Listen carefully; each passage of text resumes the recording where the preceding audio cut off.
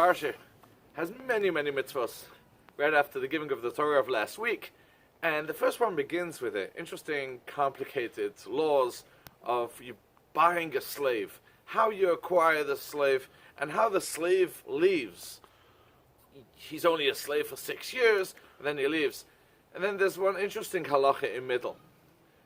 Torah says, if you get angry at your slave, and you slam him, and you knock out his eye or his tooth, then you've lost him. You have to release him, and he goes free. What's interesting is, what's this about knocking out the eye or the teeth? Why does he go free because of that? And also, why is it relevant to us? Today, no one has slaves, I hope. These laws aren't really relevant to us, and they seem so far-fetched. We have to understand what's the definition of a slave.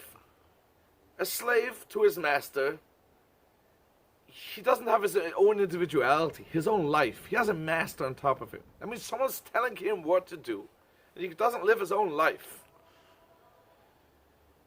Are we slaves? I think we're all slaves to a certain extent. You may be a slave to your food. You may be a slave to your phone. You can call it addiction. Any addiction is a slave. Definition of a slave is, I am not on my own. Someone or something is telling me what to do. The ultimate slaves is probably food and what we see. We see things and we get totally lost and we do it. We fall to what we see and we run after what we see all the time. And that's a slave because we don't know how to control ourselves. And the Torah says, a slave living by you, if you knock out his tooth or his eye, which represents all things he sees or what he eats, he's not a slave anymore. Because if you don't have an eye, you're really not a slave. And if you're not a slave, you go free. So the Torah is hinting to us.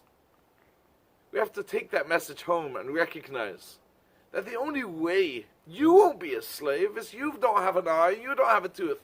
Heaven forbid, I'm not talking physically. Of course, we should all have healthy eyes and teeth. But what do we do with our eyes? Are we slaves to what we see? And are we slaves to the food, to what goes in our mouth? And what goes out of our mouth, what we say, and we can't control ourselves, how we speak.